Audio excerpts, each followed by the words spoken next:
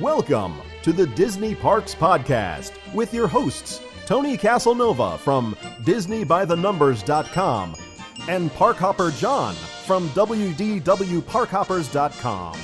Keep your hands, arms, feet, and legs inside the podcast at all times. And get ready for the Disney Parks Podcast.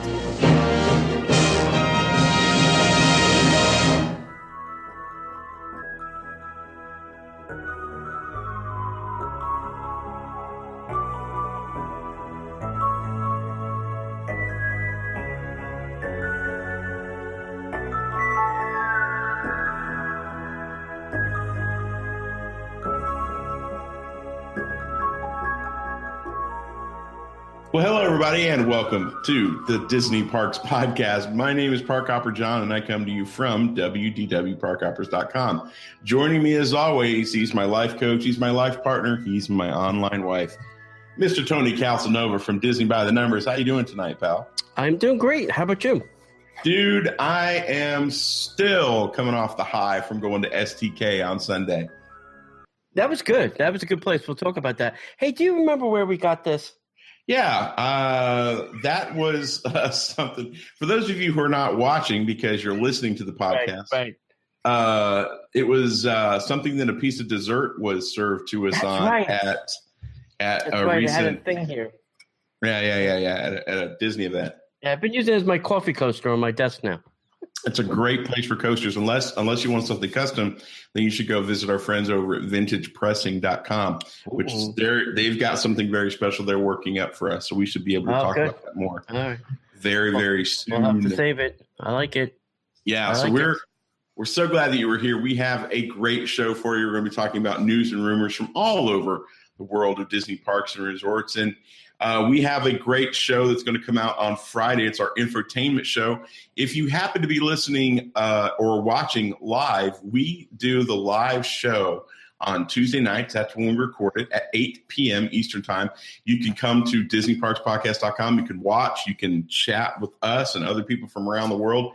Or, if you just want to stick to the iTunes and Snapchat or podcatcher of your choice, that's fine too. But if you want to see us warts and all and get a little bit more, you could definitely come do that. So the cool thing is we record both shows on one night. So we're also recording a show in just a little bit that's going to come out on Friday, talking about the 10 things you need to know if you're going to relocate to Orlando and try to move closer to Walt Disney World. So I've recently relocated here. Tony's relocated here several years ago. So between the two of us, I think we're probably going to have some pretty good advice. But that is our show. And before we dig in too deep, we have to talk about our sponsors. So, Tony, why don't you tell everybody about our good friends, VIP Concierges?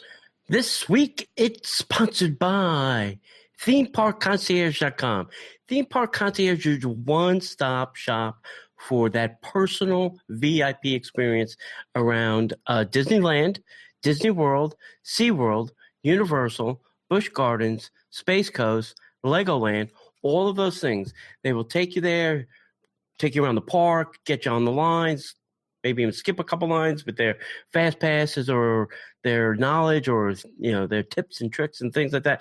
Plan your whole vacation for you and your family and your whole little entourage. So give them a call at 407-257-9973. You can find them on Facebook at facebook.com/Ramon VIP Concierge, or they have a website with all the information that you need to know at www.themeparkconcierge.com, and tell them the Disney Parks Podcast sent you, and they'll take 10% off your bill.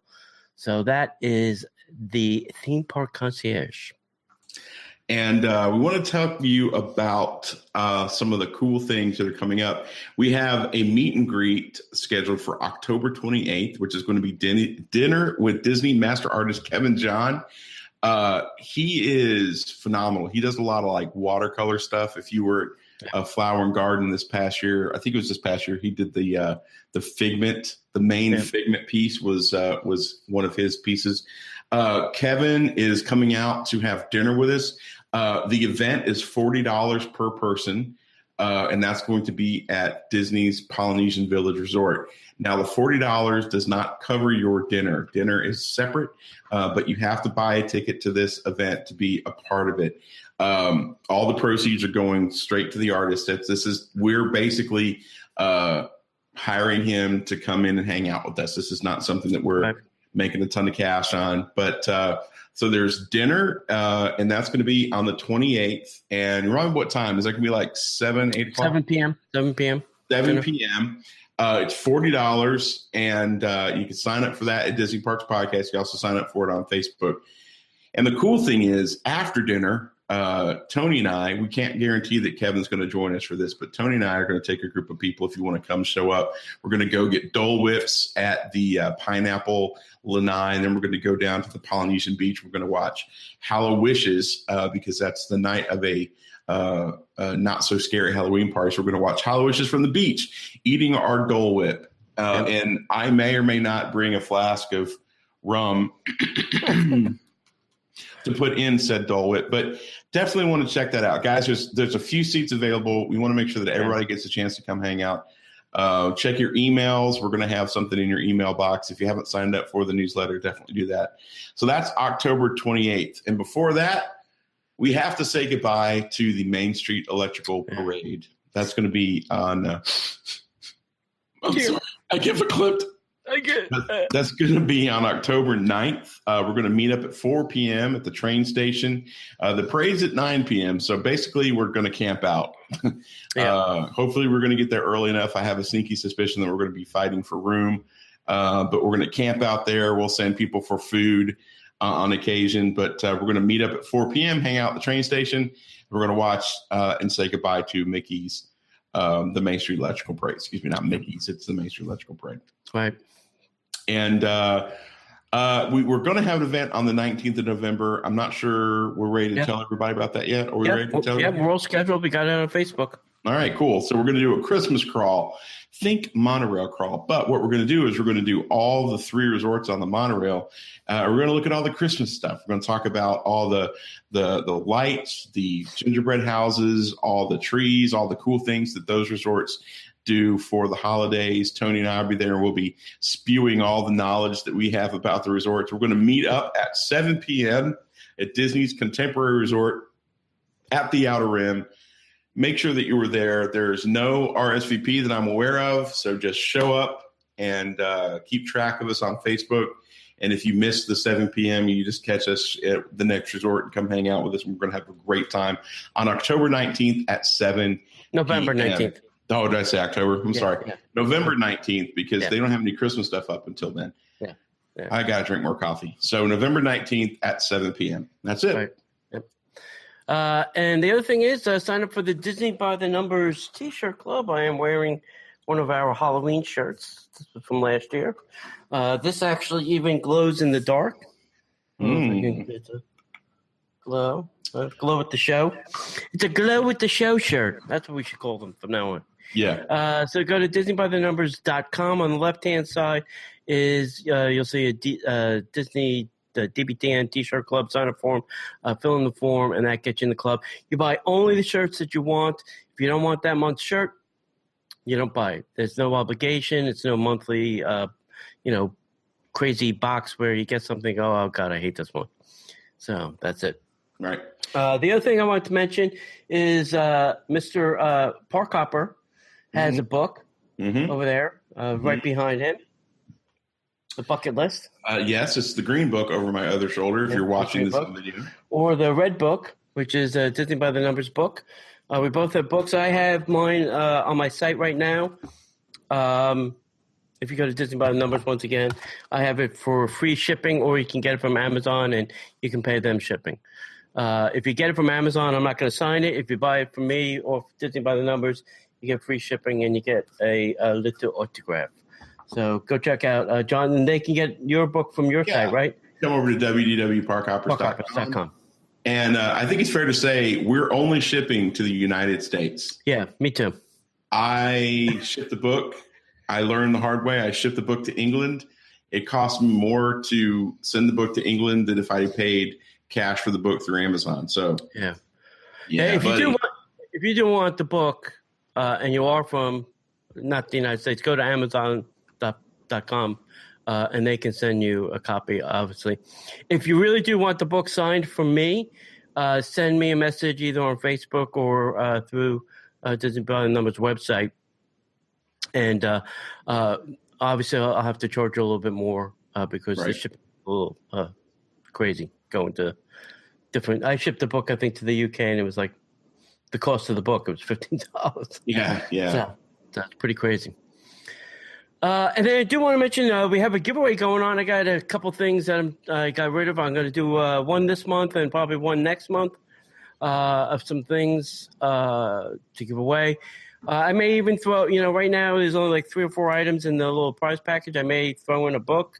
I may throw in some other things that I'm trying to get together. But at least you get an idea. You can go to Disney Parks Podcast website and see it. You go to Disney by the Numbers website and see it. You can see them on both those Facebook pages, whatever. And you can get in entries each day. Some you can do each day. Some you can only do once. You'll figure that out once you go out there. It's a raffle copter, and I think most everybody knows how to do a raffle copter by now. If not, it's easy to figure out. Yeah, it's pretty simple. So get your entries in. I think it ends October 15th. So check that out too. All right. Well, without any further ado, my friends, we've caught you up on all of our get-togethers. We've caught you up on the raffle, the books. We've talked about our lovely sponsor. There's really nothing else we can do but get into the news. And now, Disney Parks Podcast News. I'll tell you, I am so incredibly jealous of Tokyo Disneyland, Tokyo Disney Sea. Yeah.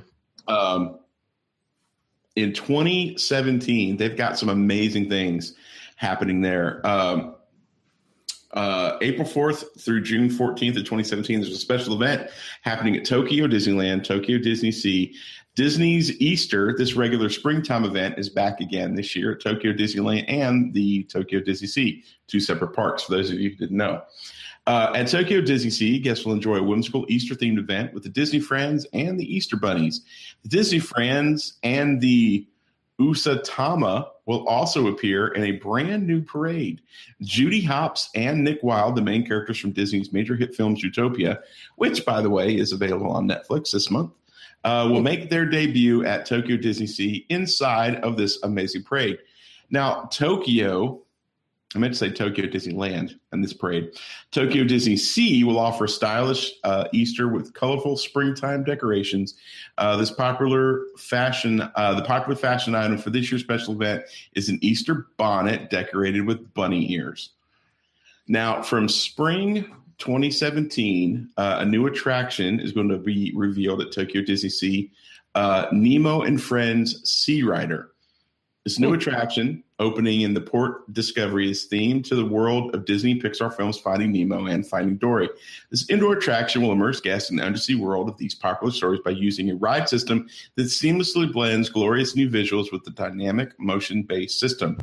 I'm wondering if this is similar to the ride that they have at Disneyland Paris. Yeah, probably. Another event that's happening at Disney Sea will debut and be themed to the Disney Pirates of the Caribbean film series. This latest film in the series, Pirates of the Caribbean, Dead Men Tell No Tales, is scheduled to be released on July 1st of 2017. Can you believe it?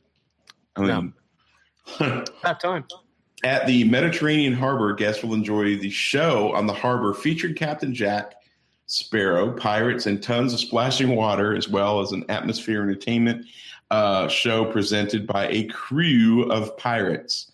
And on July 17th of 2017 through March 19th of 2018, Tokyo Disneyland Electrical Parade of Dreamlights will be debuting at Tokyo Disneyland. A new greeting show featuring Mickey Mouse and the Disney Friends will be presented at Dockside Stage in the American waterfront.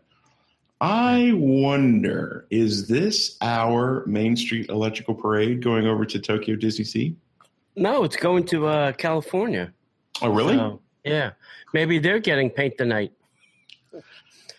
No, well, Tokyo Disney had a Paint the Night first. So maybe they're just bringing it out again. Maybe. Yeah. I'm thinking that and this is only half of what this thing they had posted. So they went through the whole year, but I figured let's just stop there because there's going to be time where we're going to need more sort of Tokyo news, and there'll be plenty of stuff coming. Mm-hmm. Always keep them wanting more, I would say. Yeah. So they have some interesting things going on. I would love to find. I wish Disney did a better job, or the Oriental Land Company, of like on their YouTube channel posting some things from Tokyo Disney, because I think if they showed those things, I think that would generate more enthusiasm and more people would go there from here. Maybe they don't want a bunch of people coming. I've heard it's very crazy crowded there at certain times. So yeah, maybe they don't. Maybe they just don't have the capacities, to want more people to come. So who knows? I still want to go. I think we need to make the trip over to Asia and hit up all those parks. Yeah, because we're rich. Steve Saunders, who does some stuff for Sorcerer Radio, was recently in Shanghai. After he comes back and catches his brain cells, we'll have him on the podcast. I already sent him a message before he left that I'd really like him to come on and tell us about it. He was posting all these pictures, and I'm like, dude, you're killing me. And he went there alone. No kids, no wife, no family, no nothing. Just I think it was wow. I don't know if it was a business trip or he just said, "Screw you all, I'm leaving." Screw you guys, I'm gonna. Yeah. I can't imagine that at all. Yeah. So. Does he like being married? What? Yeah, he is married. He is married. But does he like being married? I don't know. Maybe his wife's very forgiving. I know she's a Disney fan too because when there's been 24-hour events, Steve and his wife have come down. I've hung out with them. I've had dinner with them numerous occasions. So, we'll see. We'll see. But we'll see why he went alone when we get him on the show. All right. Hey, Disneyland peoples, you guys have a Disneyland app now, and they have some different ways that you can make Mickey's Halloween party even more fun by using the Disneyland app while you're, at the Mickey's Not So Scary Halloween party. So first, they make it easier to find the Disney characters. One of the best and the most exciting things about the Halloween party is the opportunity to visit some rarely found Disney characters, and a lot of them are in a Halloween costume, which makes it even more fun. So check under the Characters tab, and you'll find all the Disney characters. I wonder if they're also doing this for us on our app, because that's one of the... usually on the map, it just says character, but you don't know which character is there. And then you go over there and you go, oh, that's not the one I was looking for. So hopefully they're telling you which characters are where so you can go find just your favorites. Yeah, that'd be really nice. That would be the smart thing. The next thing is to check the entertainment showtime. So look under Entertainment tab to find the showtimes of the Frightfully Fun Parade and the Halloween Screams fireworks and all the other entertainment that's going on during the party. So that's another good tip. Also, you can find the treat trail location. So don't miss, out on a little trick-or-treating. Under the Attractions tab, you can find the treat trail locations throughout the Disneyland park. So those are, some of the things that you can find in the app. So take advantage of these things when you go to the Halloween party, because I think that will really that's really the things that I go for: the characters, the entertainment, and the candy. I could go on the attractions anytime. Yeah, I go for the candy, the parade, the fireworks, right, the candy, and the ride. The castle show. Mm-mm. No, you don't like the castle show? Castle show does nothing for me. The Hocus Pocus thing is okay. I didn't grow up with Hocus Pocus. My wife is like a big Hocus Pocus person. Right. So I could do without it. But that's just me. I'm a dude. Okay. Hey. But I did mention candy twice, right? Yeah. That's important. That's how we have candy for the holidays. We don't buy candy. We just go trick or treat our brains out, and we take like huge bags. Really? And you've been with us. You see how we roll. Yeah. We trick or treat. We go through that line over at the besides Spaceship. Oh my God. Mission Space. Jeez, God, I'm not tired. Space Mountain. We'll go through that line 10 times. Yeah. Because there's nobody there. It's like, it's like there's a few of them that you can just keep going around and around. Yeah, I mean, it's just like a conga line. We just go through, and finally, I think one time we went through at Pirates one time, and it was later in this. They're about to be done, and they're like, "Look, we got to get rid of this candy." So, yeah, because then they got to haul it backstage if they just get rid of it. Get rid of it. That's right. So we got a lot of candy that year. It was great. Yeah, so that's good. So did you get trick or treaters at your old place in Plant City? We did. Really? We did get trick or treaters. Now, and I'm trying to say this in a way that nobody thinks that I'm not trying to sound political, or I'm not making a racial statement, but we have a lot of migrant workers in Plant City. Mm-hmm. And we had a ton of people that we know did not live in the neighborhood come by, and we were fine with that. We gave out a ton of candy. Because where we lived, we had the neighborhood, and most of the kids around us were older kids. And then, that started, dusk. And then all of a sudden we had this other group of kids that were literally, I mean, like you could tell they were getting out of cars, and because there's a lot of temporary housing around where we lived and mobile housing. So we knew that they were hitting our neighborhood up because, there were two neighborhoods across the street from each other that were really nice neighborhoods. I mean, we didn't live in a super nice house. We rented a house, but, it was compared to the mobile home park right down the end of the street. It was a nice neighborhood. You know what I'm saying? Yeah. So, I get nobody. And I know there's tons of kids here. I just don't know where they go trick-or-treating. I think a lot of them go to, like the mall or Disney or – those kind of places to do their trick-or-treating. Right. One-stop shop rather than, having to hustle around the neighborhood. They just hustle a mall or, whatever, some special, Disney Springs. I don't even know if Disney Springs does that anymore, where they have the trick-or-treating. I'm looking forward to this year to see what it's like because, we've got this new neighborhood. Yeah. And there's a ton of kids around. So we should have – and then, inevitably, so, we get the last kid at like 7, 8 o'clock, and then inevitably at 9:15 – it's like teenagers like smoking trick or treat. I'm like, no, you're done. That's where you just put a bowl out there and say, take one. Go bag snatching and just shut up. So yeah. Hey, we want to also tell you about another friend of the show. It's Magic Your Bands. They specialize in everything sticky. So if you're looking to stick something on that magic band to cover up that gray or cover up that pink, maybe you have a pink band and you want to just wear it for some other reason. Maybe you just want something stuck together. Yeah. Check out Magic Your Bands. You can do all kinds of crazy things. You can upload your own pictures, turn those into magic bands. You can, customize them and put names on them and dates on them and happy anniversary and happy birthday and, happy Kwanzaa, whatever you're celebrating. You can do that, or they have over 100 of their own designs. They also have some glow-in-the-dark bands, which are great for the Halloween party and the Christmas party and things like that. They've, I think, already started rolling out. They have out their Halloween stuff, and now they're starting to roll out some Christmas stuff. So go check them out at magicyourbands.com and use the coupon code Disney Parks Podcast at checkout, and you'll save 10% off your order.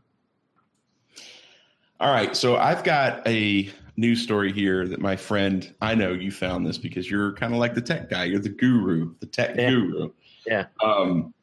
I read it, and I literally, my mind was like, what? Who the hell's running this company? Apparently, Bloomberg, who is not some fly-by-night business news organization, they're not TMZ. Yeah. Or the Diz. Or the Diz. Oh, remind me to tell you the story about meeting the Diz guy. Well, I'm one of the Diz guys this weekend or last weekend. Okay. I got to tell you that story. So apparently Disney is talking to people about potentially buying, I can't even believe I'm about to say this word, Twitter. I'll just let that sink in for a moment. According to a news source within Bloomberg, the Walt Disney Company is working with a financial advisor to evaluate and possibly bid for Twitter Inc. According to people familiar with the matter, Bloomberg News is reporting the story is still developing, so no further details are available at this time.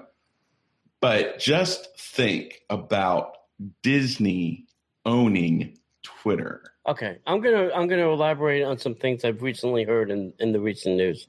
Number one is Twitter put out there that they'd be willing to sell, and would be to the highest bidder.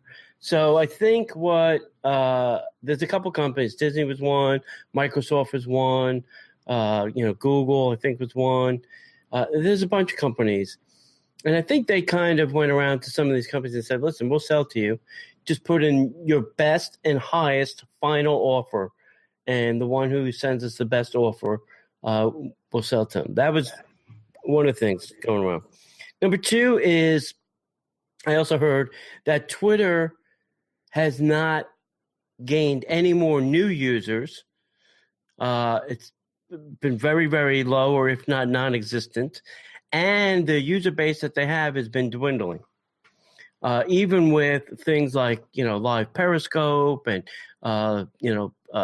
live news shows and live basketball games and football games and everything else they've been trying to slap up on that thing. Still, the users are disappearing. And so that's their other problem. So the question I ask myself is, what the hell would Disney do with Twitter? I mean, they're out of the mobile business. They got rid of the mobile of, the Disney company. They're not making mobile games anymore. So what the hell would they do with Twitter? Well, there is one thing that they could do with Twitter. How many millions of people are on Twitter? I don't think it's a lot anymore. I think everybody's on Instagram and Snapchat and Facebook. No. You're misunderstanding what I'm asking. From a marketing sense, what do you need to sign up for Twitter with? What do you need? Email account. What could Disney do with a few billion email addresses? Yeah. The what do they call it? The cost of acquisition for that as a customer, I think would be very, very high. So you're saying if they bought Twitter for, I'm going to say $1 billion, all right, and then try and convert all of those users to Disney customers, I think that the cost of acquisition would be way too high. But again, from a marketing standpoint, you look at the demographic information that they could glean from Twitter. Listen, they can hire a hacker in Russia to get that information for less than that. Well, that is true. They might already have. I don't know. Hell, they could buy the Yahoo stolen list for less than that. That's true. I just don't. I don't know what they would do with it. I really don't. It would be interesting. I'd love to see. Could they turn it into a platform? Could they integrate it with the My Disney Experience app? You can tweet what you're doing, where you are, what ride you're on. Could you do things? I don't know. I don't know. Well, and I don't use Twitter a lot for this reason. Once you tweet something, you go, it kind of like disappears. Where Facebook, it kind of, with the algorithm, it dwindles around all day. So it's a different kind of experience, I think. Well, the other thing is you're thinking about only the parks and resorts. What could you do? We could tweet what ride we're on. No. Disney doesn't really care about what ride you're on. But what Disney does care about is the demographic ability, the things that information could bring to the table. I think Disney is a lot more interested in that kind of thing. Mm-hmm. But it's a fascinating concept, especially when you stop and think. You look at because you and I are both Gary Vaynerchuk devotees, so we know that he's talked about, death of social networks before. And so this is one of those situations where, okay, yeah, I think this is a dying network. And so Disney's putting a grab in for it. That this doesn't make sense to me. I'm surprised somebody like Vaynerchuk doesn't buy it and turn it into something, Well, I mean, he's got his hands full right now with Snapchat and whatever else he's plugging away on. Yeah. So, and dude, I was with a bunch of kids this weekend, and every one of them was chatting all freaking day long. On what? What were they using? There's Snapchat. Yeah. Snapchat is the way they rib each other. Snapchat is the way they gossip. Snapchat is the way they communicate, and then it disappears. Yeah. So they don't have to worry about that breadcrumb trail like you do with like a Twitter. Right. So anyway, that's that. We'll see what happens. Stay tuned, because if it happens, I want the whole story and nothing but the story. Yeah, absolutely. Well, hey, we try to put really great content together. We try to put on great meet and greets. We try to do some really good events, and we're stepping out and doing some cool things. This Kevin John event is an example of one. The boat, the fireworks cruise that we were just on is another example of some of the things that we want to do. But the things that we want to do, unfortunately, they cost money, and hosting is not free. And there's other things that we need to do to keep the Disney Parks podcast up and running. And if you appreciate the work that Tony and I put in, and we provide content, we try to create some really cool things.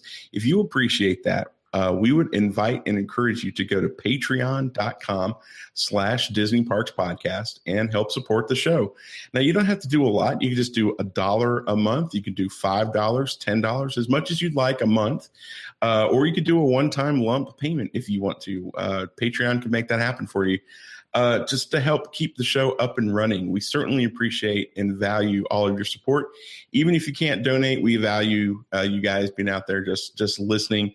But if you have the means and feel led, please go to patreon.com/Disney Parks Podcast. And then you can join our list of illustrious contributors who've already gotten their amazing rewards packages, like David, Stacy, and Willie. Thank you guys for being our Patreons. And we encourage you to sign up so that we could read your name off the list as well sometime very soon. Yep. Sounds great. All right. Rumor alert.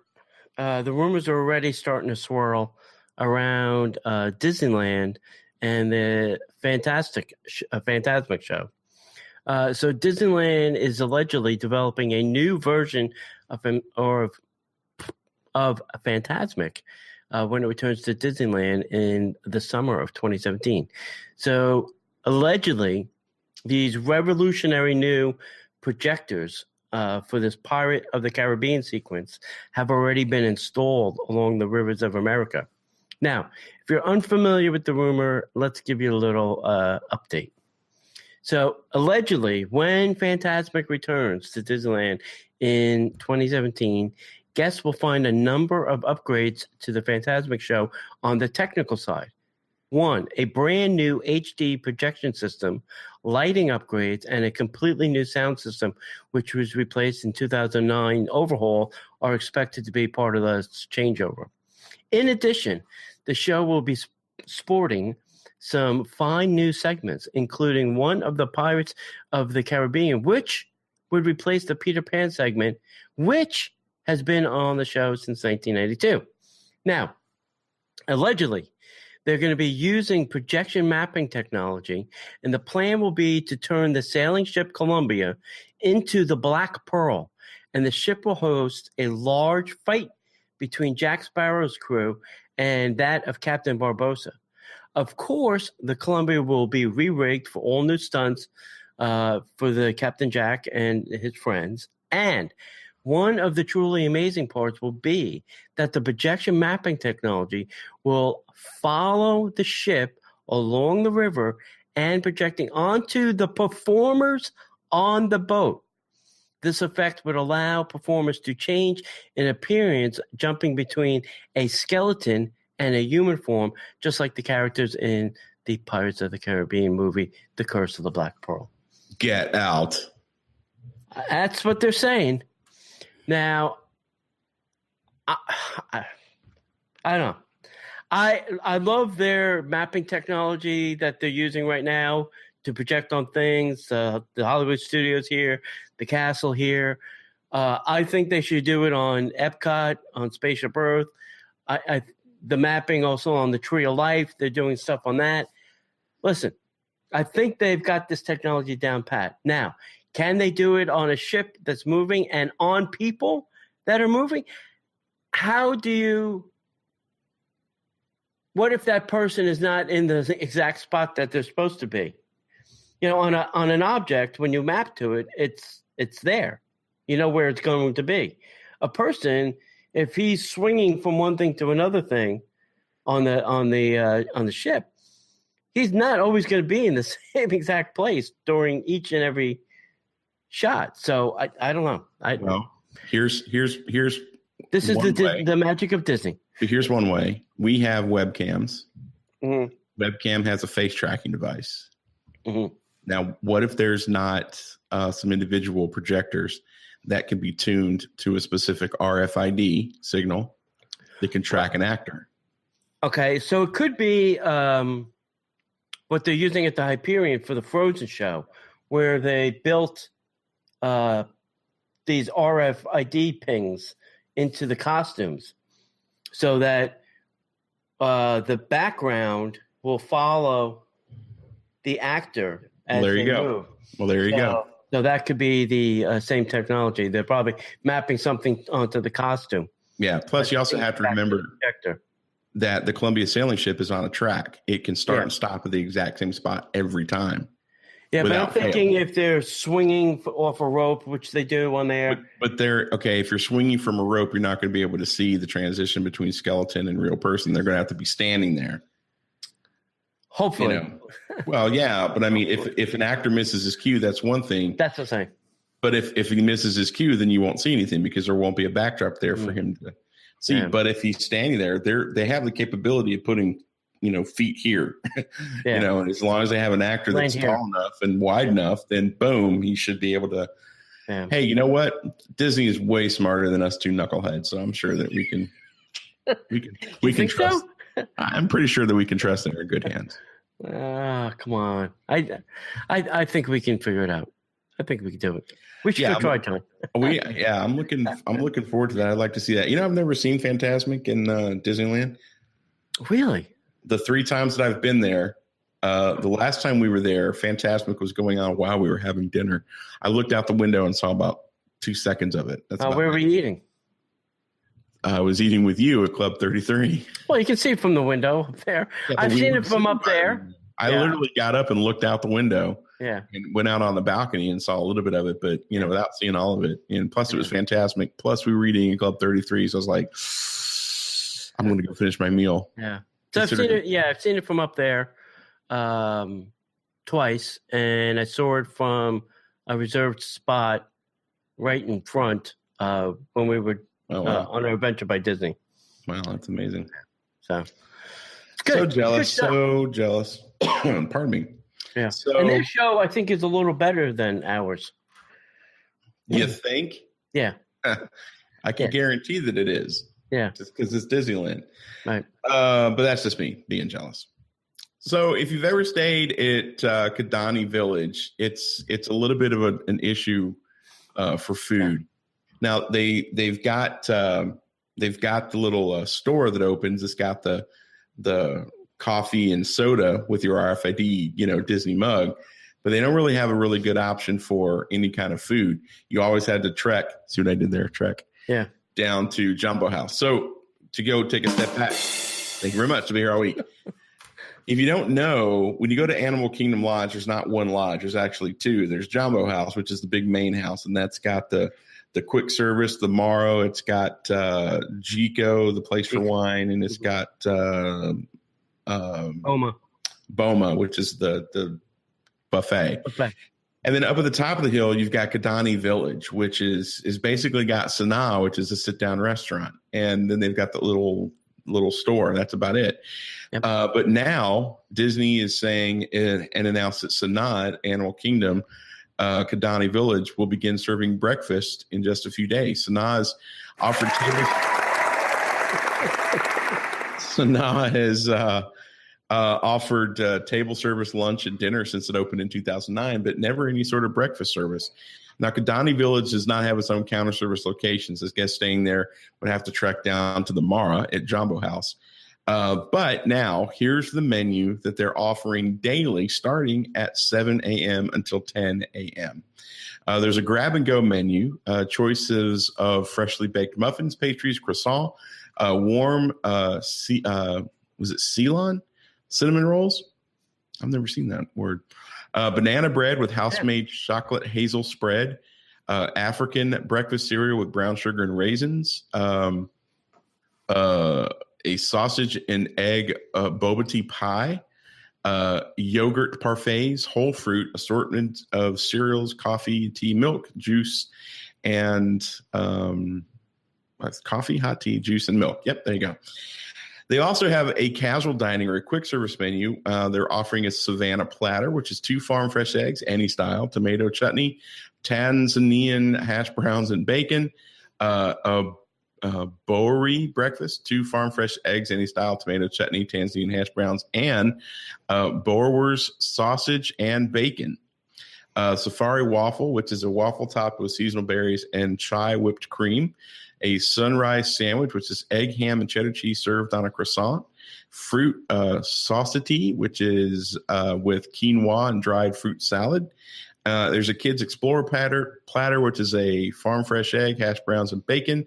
And, of course, the Kids Mickey Waffle, which is 2 kid-sized Mickey Waffles with bacon. So this is pretty exciting. We'll have to go try that out sometime. Why do they have to use African words that nobody knows? Theming and nomenclature. Yeah, I know. I don't know what the Boer sausage. I feel like I need a translator for their menu. It's sausage and eggs, bro. That's all I need to know. Yeah, exactly. Tomato chutney. This is a long time coming. I mean, that's one of the biggest problems of staying there was food. There's only one place to eat, and it's enough. Right. And it's still only one place to eat, but at least now they're open for breakfast. And especially since Disney's throwing you out at 11, you had no place to eat breakfast. By the time you got breakfast and got back, it had to be way past 11. Right. So that was my big problem there. It's way over time, and I think this would be cool. We should go and check it out since we literally live 10 minutes away from Animal Kingdom. So we'll probably go check it out one day for breakfast, and we'll let you know. So they're doing breakfast 7 to 10, and then lunch from 11 to whatever, and then dinner again. So all right. At least they're open for 3 squares now. Yay. Yep. Okay, last week's trivia question was, which Epcot pavilion featured depictions of vehicles from animal-powered to internal combustion? And the correct answer was World of Motion. World of Motion. Right. I knew that. World of Motion. World of Motion. Joe is our winner. So, Joe, if you can send us your address, or we'll email you, and then you can email back your address. We'll send you a little something.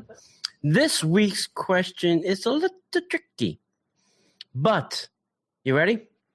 The question is this. What is the question? Mickey's Nutcracker was a popular holiday show at which Disney theme park? There was a show that was specifically called Mickey's Nutcracker, not the cartoon.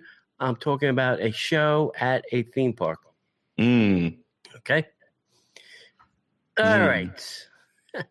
I don't want to. Normally, I throw out like a stupid guess, but there's really so many choices. There's really not a stupid guess here. So I'm going to refrain from my typical joke and just say Disney Cruise Line.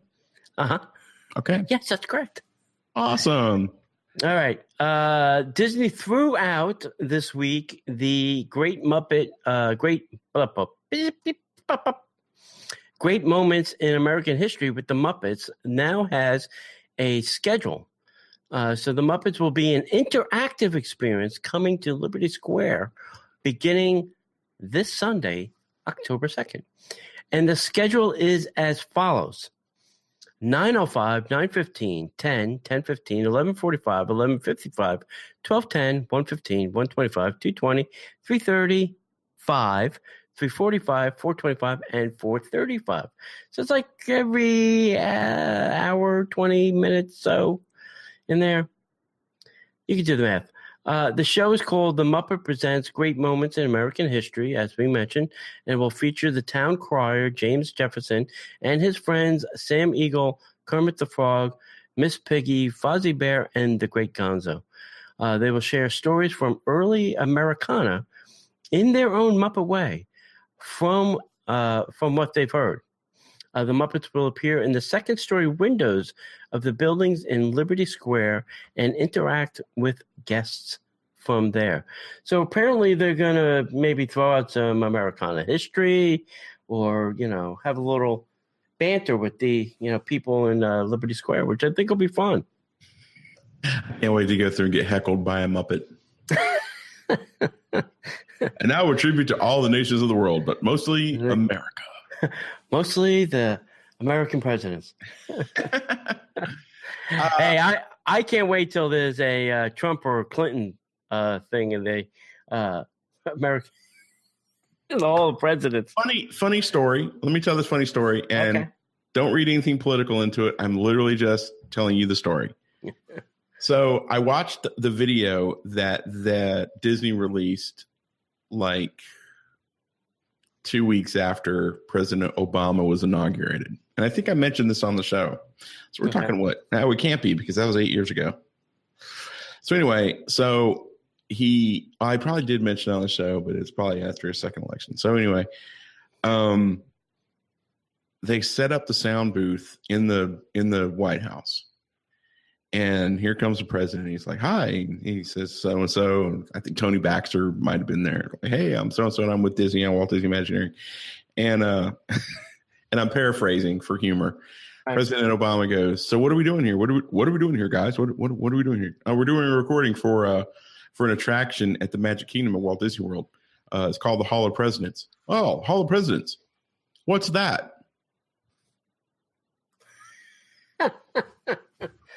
I literally dropped the remote, and my wife had to pick my jaw up off the floor. I was like, how does the President of the United States not know about the Hall of Presidents? I was not a Disney fan for a long part of my life. I mean, like, till my 30s. Yeah. Okay? I knew about the Hall of Presidents. Yeah. How do you not know about the Hall of Presidents? It should have been like something like, hey, I just won the election. I'm going to Disneyland. Right. Well, yeah, something like that. But I was like, ugh. So can you imagine what it's going to be like if Trump gets in to be the Hall of Presidents? That's going to be, that's going to be going to be fun. But it'll also be huge. Cool. It'll be huge. It's going to be huge. I'm going to make the Magic Kingdom great again. But it'll also be very interesting. I mean, stop and think about this. If Hillary Clinton is elected, then you'll have the very first ever husband and wife. Husband and first woman president. But you'll also have the first husband and wife. Yeah. In the Hall of Presidents. And the funny thing is I wonder if he'll. God knows what they're going to do behind the curtain. I hope they don't have him seated behind a desk. I'm going to hell. Okay, speaking of hell, Stitch's Great Escape at the Magic Kingdom has shifted into seasonal runs. It's going to be shifting into seasonal rotation as of October 2nd. So on that date, Stitch's Great Escape at the Magic Kingdom will become a seasonal attraction instead of continuing to operate daily. Seasonal attractions are open based on attendance in the park. The last day of it's kind of like the noodle station, kids. Yeah. The last day of full operation will be Saturday, October 1st. And I noticed that we're not doing a meetup on that day. Well, it's going to be open seasonally. We'll pick a day seasonally and have a meetup. Rumors have been swirling around the internet as of late that the attraction is going to be replaced by a Wreck-It Ralph themed attraction instead. What's bolstering that to me is they've been playing Wreck-It Ralph all over Freeform and Disney and Disney Channel and Disney XD. They're gauging the they're checking to see the market movement on Wreck-It Ralph. It's not been confirmed yet, but it definitely seems more likely with its latest piece of news. When Disney changes an attraction's status to seasonal, it's often to gauge the public's reaction to see if that attraction should get a refresh or if it should close permanently. Now, look, I'm a Stitch dude. Close the damn ride. It's awful. Stitch's Great Escape tends to be one of those attractions that people either absolutely love or they absolutely hate. I'm a Stitch guy. I don't like the ride.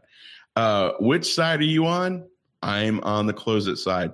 So if they don't put a Wreck-It Ralph attraction in, my good friend Tony Casanova of the internets, what would you like to see? Because I have an idea, and after you tell me yours, I'll tell you what I think. I say put Alien Encounter back. Listen, I liked Alien Encounter. I thought it was fun. Something that is Tomorrowland-ish. I stole my thunder. What? You stole my thunder. I think something VR. I think some kind of virtual reality experience in there would be something interesting for that Tomorrowland. Gives you a little bite of the future, maybe, and something.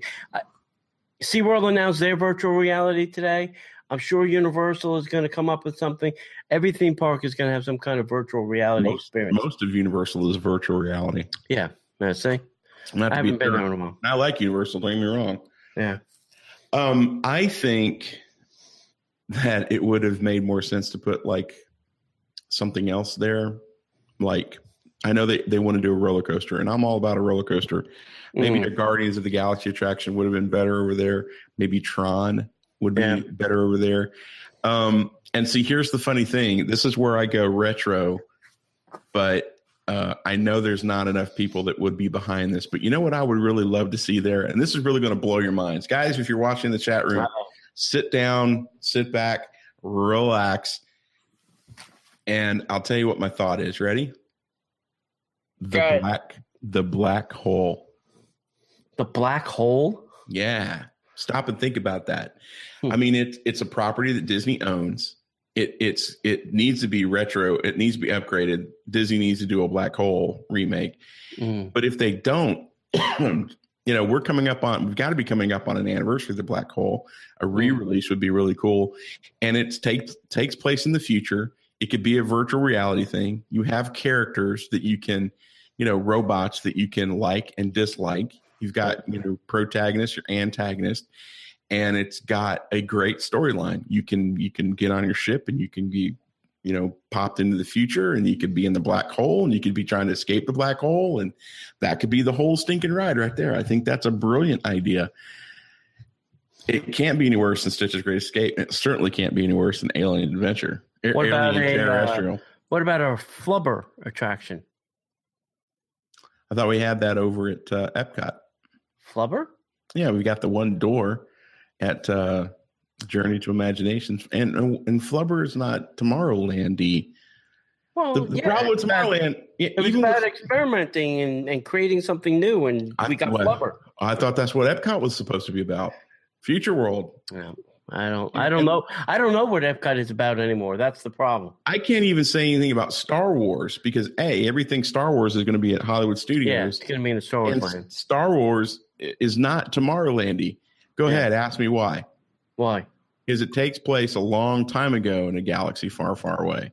Yeah, it doesn't take place today. Or in the future, a long time ago. Right. They need to do something Tomorrowland-y, tomorrow, future. Go that way, not that way. Yeah, they'll put a Twitter attraction there.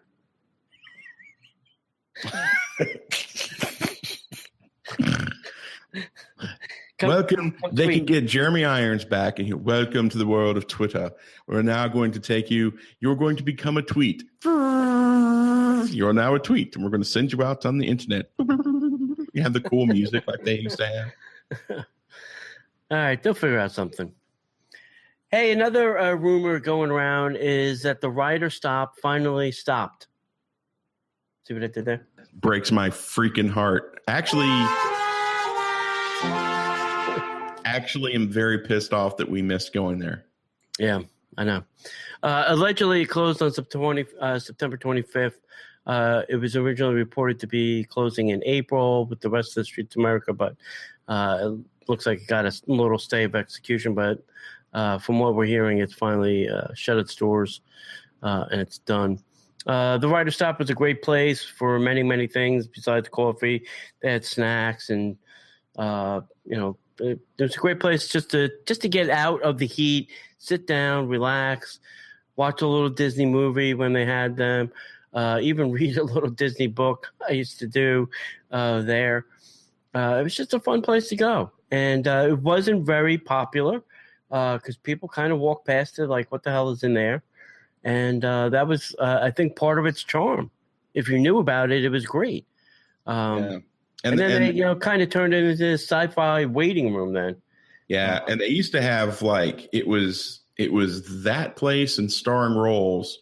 Starring Rolls had one thing, and like the Rider Stop had like that carrot cake cookie. Yeah. Oh my God, I need one of those right now. Yeah. Ashley's watching. Ashley, could you whip me up one of those bad boys and send it over? Yeah. Pretty please. Right. I love you. So we'll see. Maybe it'll come back as, later on when construction's done. Maybe they'll just incorporate it as part of the sci-fi dining, experience. I know they really didn't make any of the food there. They made, they always carted the food in. So I know it doesn't have a restaurant as part of it, but we'll see. We'll see what happens. I hope it comes back because I still think they could call it something else and, still have that space, and maybe it'll still have its little charm. But we'll see. I heard a rumor that they were going to turn it into a lounge. Yeah, I've heard that too. Like a bar waiting lounge. Yeah, a bar for the Sci-Fi Diner would be a great little thing to do. Hey, the last thing we want to talk about is our friends at Dining at Disney. They have a new guide out for food and wine this year. So go to Dining at Disney. Check out the 2016 Food and Wine. Covers everything from the Food and Wine Festival that you need to know. It has event tips and marketplace booths and all that kind of stuff. If you purchase a book, use the coupon code DPP for 20% off. So go check them out. All right. There's two other things I want to talk about before we get on to the infotainment. One was Friday. I went to a D23 event. It was a gold member event. It was supposed to be lunch with Bill Sullivan, who was a VP for the Magic Kingdom. And Bill was going to regale us with all these great stories, but Bill could not make it. So D23 people were kind enough to pull in some other people, still give us a lunch, and then they're going to reschedule this event, and we're going to go back and do it all again with Bill. So I kind of got like a twofer. The event was in the Napa room of the California Grill, which is great. So we were up there at lunchtime and, had full run of the restaurant. I was taking pictures of everything with like nobody there, which was great. And they brought in then the two Disney ambassadors, which kind of like they were like the interview person or moderator. So the guest they had was the guy who's in charge of ESPN, not the bar, but the entire facility. And he has been there 53 years. So that is a long time to be at Disney. What was he in charge of before he was at ESPN? He's done everything. He worked attractions. He worked at. Spent a lot of his time in transportation, so buses, trains, monorails, all those kind of things. He worked in food service, and just went from job to job to job until he found something that he liked, I think. The other guy is the property manager for Golden Oak. I think I want him to be my new best friend. Don't we all? Don't we all? I'm like, dude, we got to get together. We got to do lunch. So he's also there something like 48 some odd years as well. So I think both these guys started in Disneyland. That's why they're 10 years, obviously more than 45. But what they did give us as a gift to go to this is this.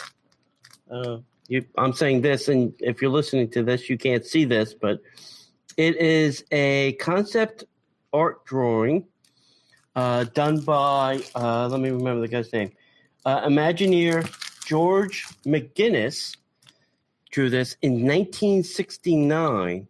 So this is a reprint of the 1969 art, and it's the monorail going through the Contemporary. And if you've ever been to the Top of the World Club, this is very similar to what's on the back wall. Yeah. Yep.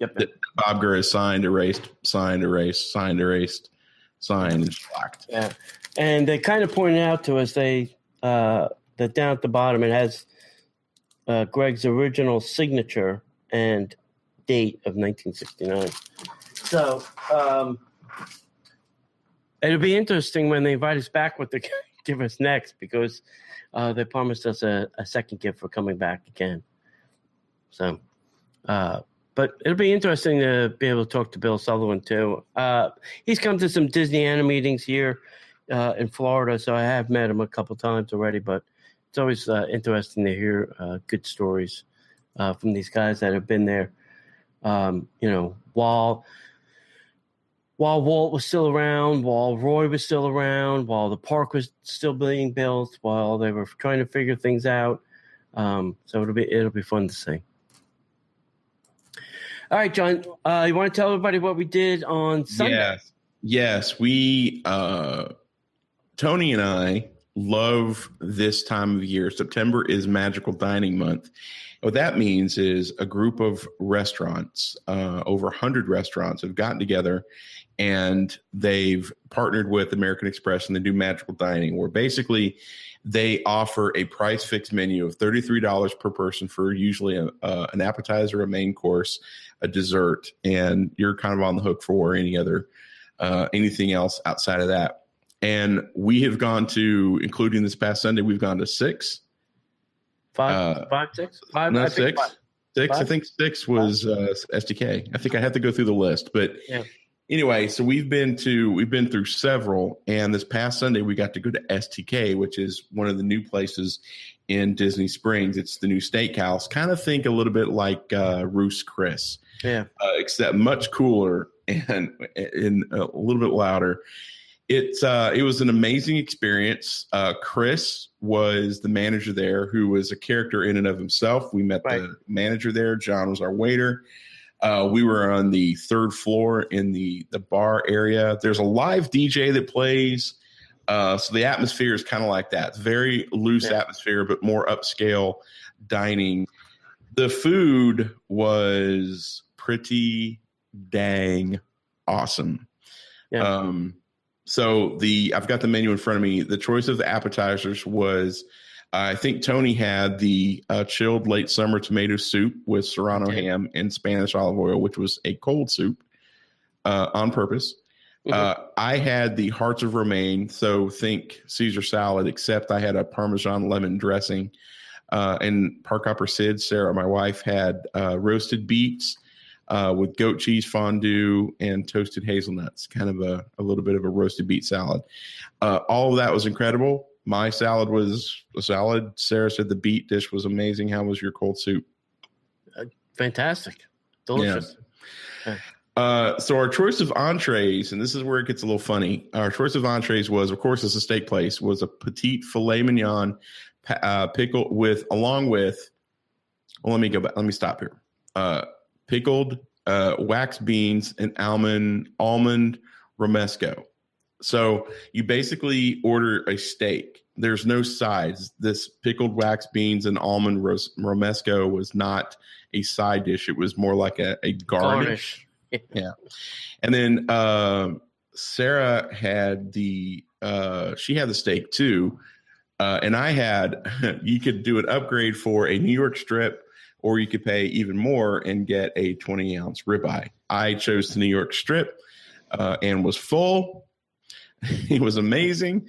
And then Sarah and I split a side share of mac and cheese. And then you had the truffle steak fries, and they were amazing. They look like cheese sticks is what they look like, but they were fries. They're amazing.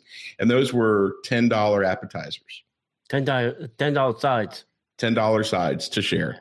Yeah. But for their classic entrees, they also had soft smoked salmon and a duck leg cone feet, which was amazing from what I understand. So then our choice of dessert was basically an upscale warm chocolate chip cookie with chocolate sauce, caramel sauce, and vanilla ice cream, or the Orange Dream cheesecake, which is with bruleed oranges and whipped cream, and assorted sorbet. I got the chocolate chip cookie. You got the chocolate chip cookie. Yeah. And Sarah got the Orange Dream cheesecake. Just think of a dreamsicle with a cheesecake crust. It was amazing. Sarah and I also had the white wine flight and the red wine flight, which is great. However, in each flight, only one of the wines was a regular wine that you can get in the restaurant.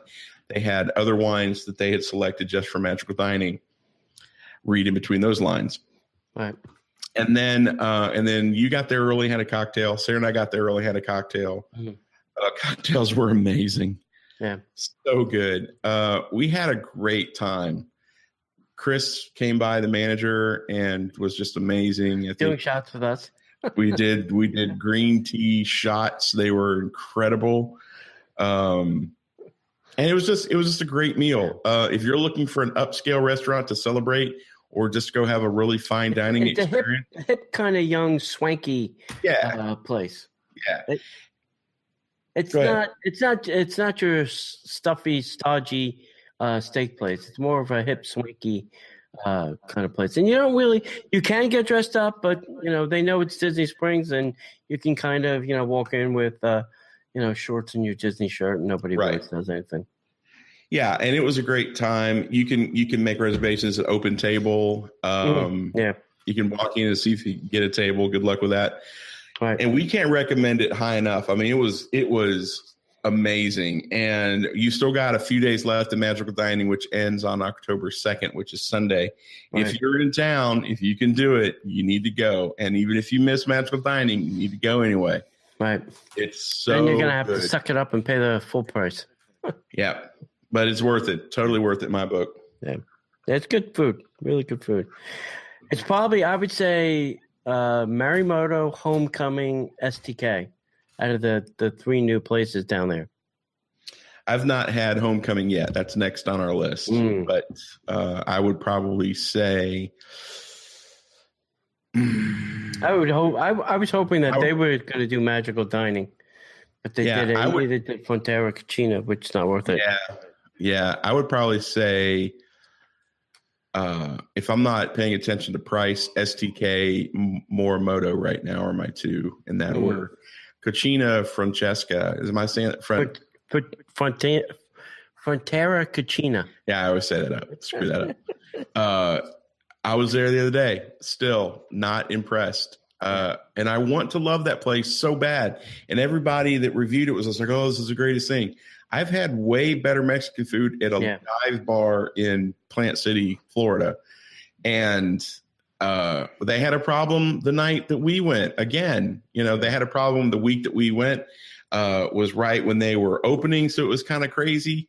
And then they had a problem again when we were there. So it was just, I don't know. Yeah. It's just not. I like Rick Bayless, but I just think this is kind of a fail right now. I think so too. It's not the portion size is not nice. The price is not nice. The service is mediocre. I really think they could do a lot of things there better. Maybe someday they'll get their act together and do something better. But right now it's not on my list. Yeah, I concur. Go to Rocco Taco if you want something Mexican. Yeah, I would say go to Chewy's on 192 if you want better food than Chewy's is the cheap version of Rocco Taco. Affordable. I wouldn't say cheap, but I would say it's more affordable than Rocco Taco. Yeah. Hey, there's even Chevy's is better than Frontera Cucina. Yeah, I don't know about that, but I'll go with you on it. Okay, all right, that's cool. Okay, we have anything else for this show?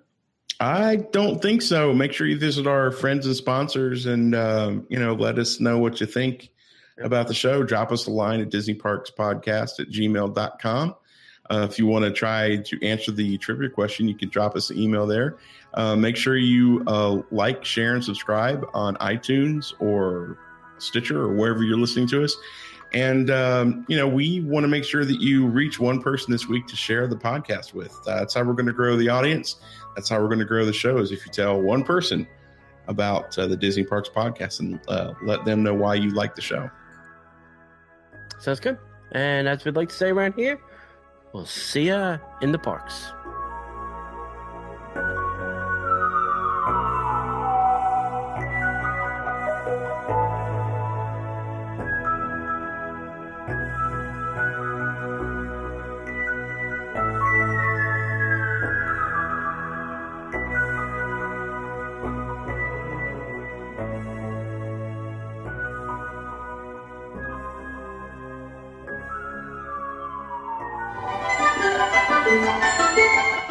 The Disney Parks Podcast is not affiliated with the Walt Disney Company. All Disney parks, attractions, lands, shows, event names, etc. are registered trademarks of the Walt Disney Company. Like a bolt out of the blue, fate steps in and sees you